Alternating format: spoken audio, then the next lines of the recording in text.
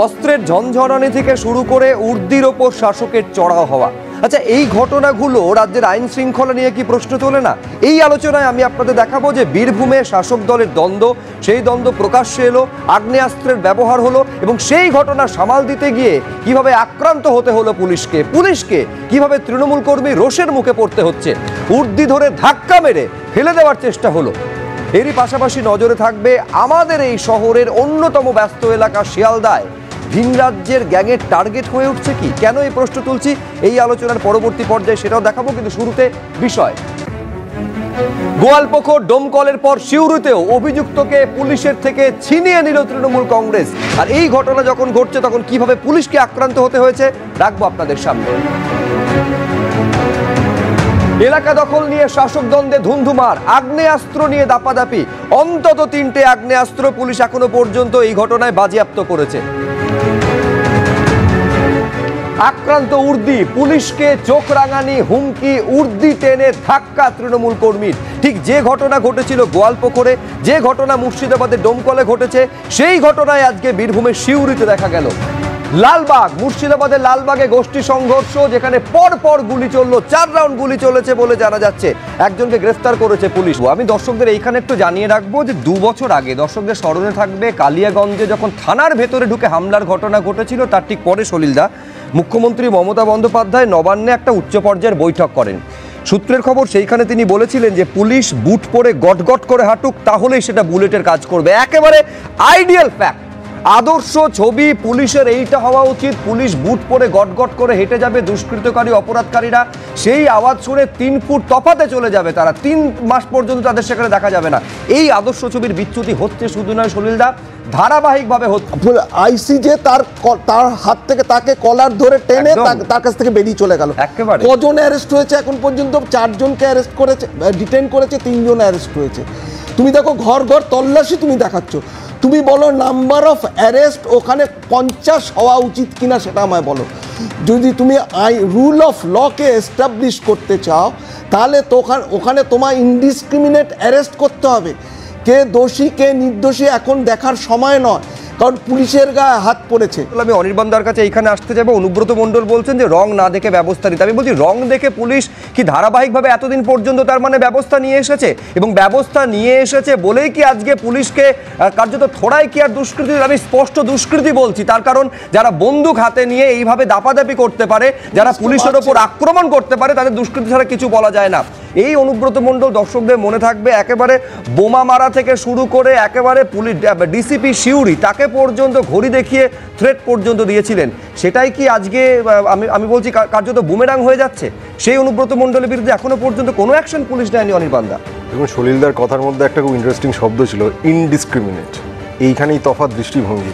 তিনি বলছেন পুলিশকে ইনডিসক্রিমিনেটভাবে অ্যাকশন নিতে হবে, এবং আমি বলছি না, পুলিশ ইনডিসক্রিমিনেটভাবে কিছুই করবে না। এইখানে যে ঘটনা ঘটেছে সে কোন দলের দেখার কোনো প্রয়োজন নেই, আমি একমত। এখানে যাদের বাড়ি বাড়ি তল্লাশি হচ্ছে, আটক করেছে, গ্রেপ্তার করেছে, 50 হবে না, 500 হবে না, 5 হবে, সেটা ইনডিসক্রিমিনেটভাবে পুলিশ যদি গ্রেপ্তার করতে থাকে, আমার মনে হয় সেটা উত্তরপ্রদেশের জন্য হতে পারে। এটা বাংলায় হওয়া উচিত নয়। আমি চাইবো ওরা কোনোদিন যে দলের সরকারই থাক না কেন। শতরূপ ঘোষের কাছে আসতে চাইবো। মূল প্রশ্ন হচ্ছে, আমি আবার শেখ শাহজাহানের দৃষ্টান্তটা এই কারণে শতরূপ আনতে চাইছি, যেদিন কলকাতা হাইকোর্ট বলল সিবিআই বা কলকাতা পুলিশ যে কেউ অ্যারেস্ট করতে পারবে, পরদিনই গ্রেফতার করলো কলকাতা পুলিশ, কিন্তু এতদিন পর্যন্ত গ্রেফতার করা হয়নি। আমি বলছি, কোথাও পুলিশ কি তাহলে সফট টার্গেট হয়ে যাচ্ছে?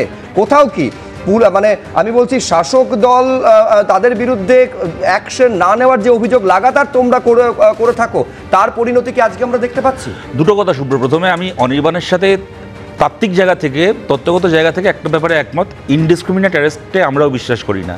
কিন্তু দুর্ভাগ্যজনক হলেও সত্যি ডিসক্রিমিনেশন তো এখানেই চলে আসে যখন কিনা শেখ শাহজাহানের জন্য একটা নিয়ম হয়, আর সুদীপ্ত গুপ্ত বা মইদুল মিদ্দার মতো যারা ছাত্র যুব পশ্চিমবাংলার, তারা ক্রিমিনাল নয় শাহজাহানের মতো, তারা মিছিল করতে গেলে পুলিশ পিটিয়ে খুন করে মিছিলের মধ্যে মেরে ফেলে।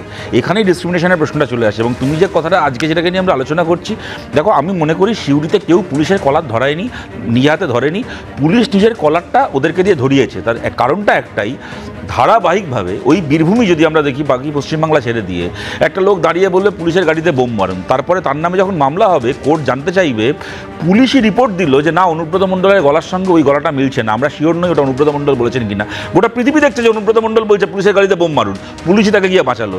মুখ্যমন্ত্রীর সামনে অনুব্রত মণ্ডল পুলিশকে ইনস্ট্রাক্ট করছে যে সুচপুরের মতো করে কেস সাজাতে হবে, আর মুখ্যমন্ত্রী একজন বিস্মিত স্কুল বালিকার মতো দাঁড়িয়ে দাঁড়িয়ে দেখছে কিভাবে পুলিশকে অনুব্রত মণ্ডল ডিক্টেট করছে কিভাবে কেস সাজাতে হবে। দিনের পর দিন আমি তোমাকে স্মরণ করি, সেই বকটুইতে দাঁড়িয়ে মুখ্যমন্ত্রী বলেছিলেন 7 দিনের মধ্যে সমস্ত বেআইনি অস্ত্র উদ্ধার করতে হবে। তো তুমি যেমন একটা উদাহরণ শোনালে, মুখ্যমন্ত্রী বলেছেন পুলিশ হেঁটে গেলেই নাকি লোকে একবারে গুলির মতো এফেক্ট হবে।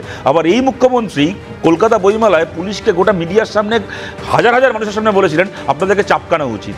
অতএব আমি এই কারণেই কথাটা বলছি যে পশ্চিমবাংলায় পরিষ্কার দুটো নিয়ম আছে, পুলিশের দুটো সার্ভিস রুল আছে, একটা তৃণমূলের জন্য, একটা বাকিদের জন্য। তার ফলে আজকে এই অবস্থা হয়েছে যে পুলিশ এখন মন্দিরের ঘণ্টা হয়ে গেছে, তৃণমূলের লোক চাইলেই পুলিশকে বাজিয়ে দিয়ে চলে যাচ্ছে। আবার সেই পুলিশই যে কিনা তৃণমূলের ভয় টেবিলের তলায় লুকোয়, সেই পুলিশকে আবার কোনো বিরোধী, এই যে তোমরা খুব ভালো করে জানো, তোমরাও খবর করেছো, কদিন আগে মেদিনীপুরে আমাদের বামপন্থী ছেলেমেয়েরা তারা ওই স্যালাইন কাণ্ডের বিরুদ্ধে প্রতিবাদ করলো, দিনের বেলা মিছিল করেছে। ভাবতে পারো, একটা পুলিশের জিপ পড়েনি, একটা রাস্তায় ভাঙচুর হয়নি, কোথাও কিচ্ছু হয়নি, খালি স্যালাইন কাণ্ডের প্রতিবাদে মিছিল করেছে। মাঝ রাত্রিবেলা বাড়িতে ঢুকে পুলিশ, কোনো মহিলা নেই, বাড়িতে মহিলারা রয়েছেন, মাঝ রাত্রিবেলা টর্চ নিয়ে বাড়ির ভেতর ঢুকে ধরপাকড় করছে মেদিনীপুরে। এই হচ্ছে পশ্চিমবঙ্গের।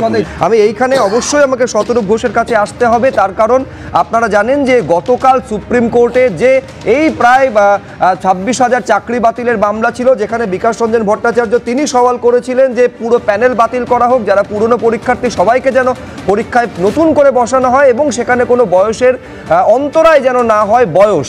এবারে এসএফআই তার সম্পূর্ণ বিরোধিতা করছে, তাদের বক্তব্য প্যানেল বাতিল নয়, যোগ্য অযোগ্য আলাদা করতে হবে। অর্থাৎ প্যানেল বাতিল করে নতুন করে পরীক্ষায় সওয়াল যখন করেছিলেন বিকাশ রঞ্জন ভট্টাচার্য, দলের অন্দরেই, দলের ছাত্র সংগঠনের অন্দরেই তার বিরোধিতার সুর শোনা যাচ্ছে।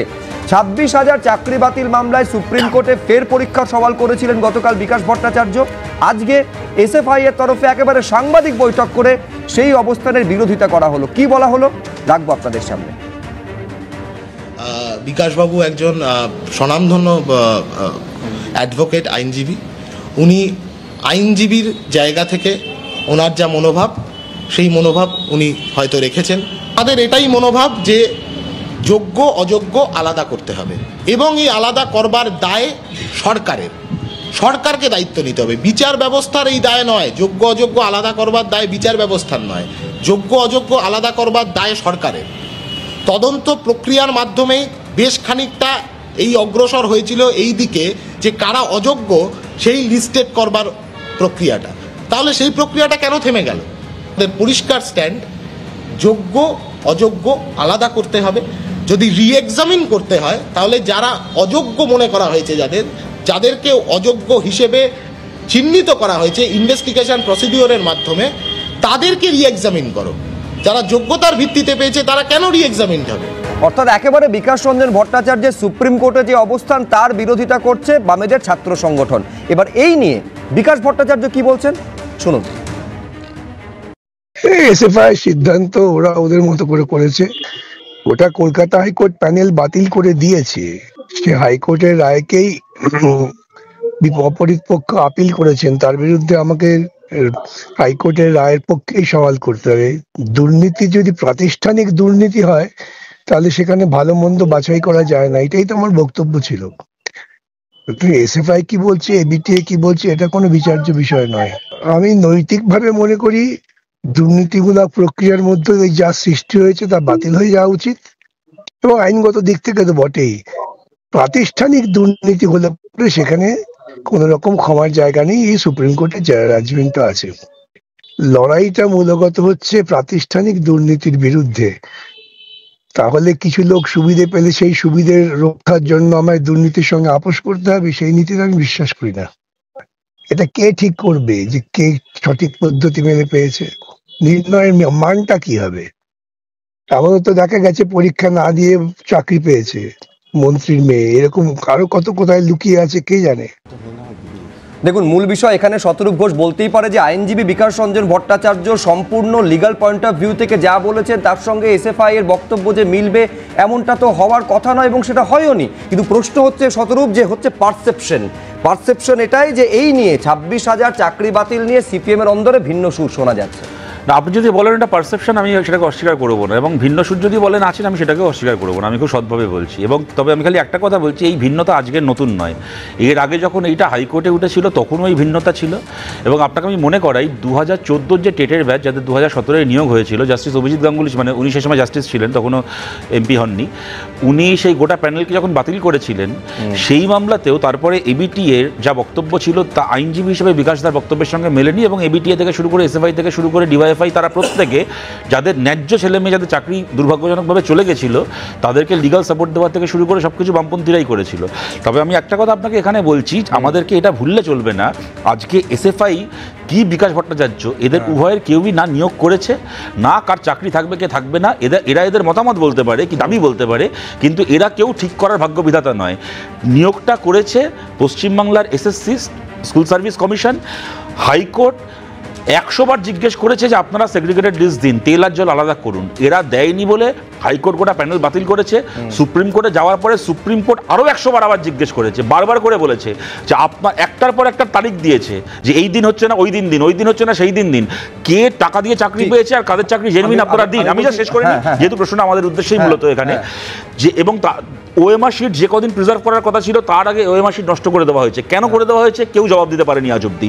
অতএব আজকে পরিণতি যাই হবে তা যারা নিয়োগ করেছে, এবং বারবার করে দুটো আদালত বলার পরেও যারা সেগ্রিগেটেড লিস্ট দিচ্ছে না, এটা তাদের একেবারে আমি বলছি তোমার সঙ্গে সম্পূর্ণ একমত, দায় হচ্ছে এসএসসি রাজ্য সরকারের। না কিন্তু আমার প্রশ্নটা হচ্ছে, আমি দর্শকদের এখানে স্মরণ করিয়ে দেবো, দর্শকদের স্মরণ থাকবে যে দেশের অন্যতম বিখ্যাত আইনজীবী হচ্ছেন পি চিদম্বরম যখন কলকাতা হাইকোর্টে এসেছিলেন এবং তিনি একটা মামলা লড়ছিলেন, তখন কৌস্তব বাগচি তখন কংগ্রেসে ছিলেন, কৌস্তব বাগচি সহ কংগ্রেসের আইনজীবীরা তাকে ঘিরে বিক্ষোভ দেখিয়েছিলেন যে তিনি কংগ্রেসের নেতা হওয়া সত্ত্বেও এমন একটা মামলা কেন গ্রহণ করছেন যে মামলা যেটার বিরোধিতা কংগ্রেস করছে।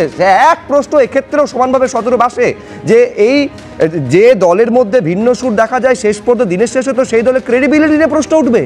আমি তো শুরুতেই তোমাকে বলে দিয়েছি এইটাকে নিয়ে। আমি এইখানে একবার দর্শকদের দেখাই যে সুজন চক্রবর্তী, আমি আসবো আবার তোমার কাছে, কিন্তু তোমার দলেরই তো নেতা সুজন চক্রবর্তী, তিনি কি বলছেন?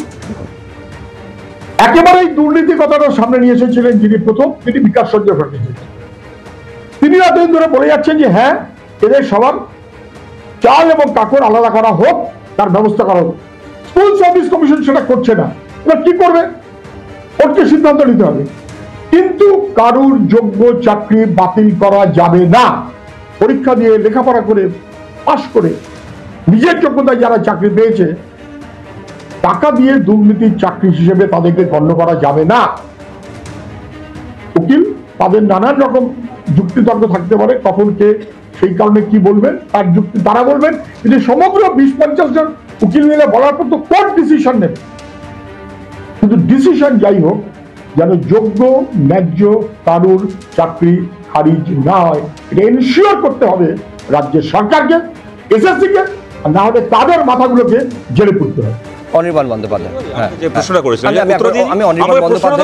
আমি আবার তোমার কাছে আসবো শতরূপ। অনির্বাণ, দেখুন, বিকাশবাবুর রাজনৈতিক অবস্থানের বিভিন্ন ক্ষেত্রে আমি ভীষণ বিরোধী, কিন্তু একটা জিনিস আমাকে মানতে হবে, বিকাশবাবু যেটা ঠিক মনে করেন তিনি সেটা বলতে কিন্তু পিছপা হন না। আজকে যে হয়তো এখানে একটা আদালতের মামলা প্রসঙ্গে বলেছেন, কিন্তু বিভিন্ন সময় কংগ্রেসকে আরএসএস এর লোকজন ভেতরে ঢুকে আছে বলা থেকে শুরু করে, সাইবাড়ি যা করেছি বেশ করেছি বলা থেকে শুরু করে, তৃণমূলকে সরাতে হলে আগে বিজেপিকে আনতে হবে এটা মনে করা থেকে শুরু করে, সব ব্যাপারে উনি কিন্তু ভীষণ অকপট।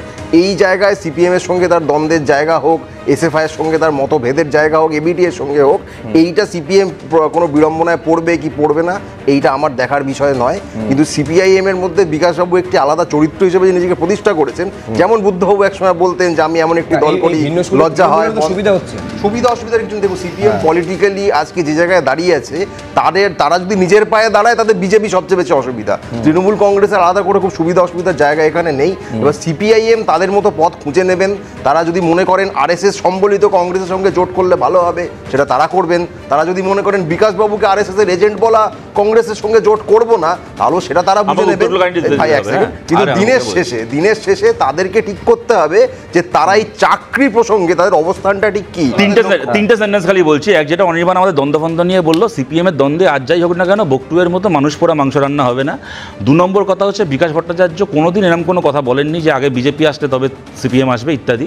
এবং 3 নম্বর, যেটা সবচেয়ে ইম্পর্টেন্ট, আমাদের দ্বন্দ্ব, আমাদের ইমেজ, আমাদেরকে নিয়ে পারসেপশন নিয়ে 1 কোটি বছর আলোচনা চলতে পারে, কিন্তু আজকে যে ছেলে মেয়েগুলোর চাকরি চলে যাওয়ার মুখে দাঁড়িয়ে আছে, ইনফ্যাক্ট চলেও গেছে হাইকোর্টের অর্ডারে, সুপ্রিম কোর্টে আমাদের আশঙ্কা যে একই অর্ডার রিপিট হতে পারে।